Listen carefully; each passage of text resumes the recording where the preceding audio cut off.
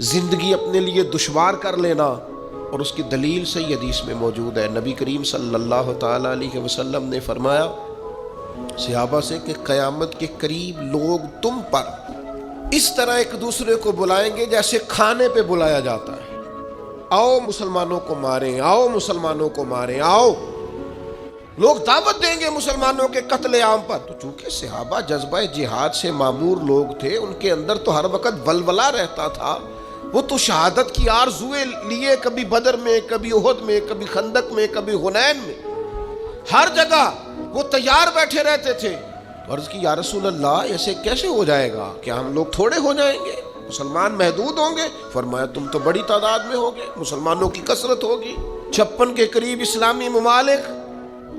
तो या रसूल अल्लाह, फिर काफिर हम पर कैसे लोगों को बुलाएंगे? तो फरमाया तुम्हें वहन हो जाएगा, कमजोरी आ जाएगी।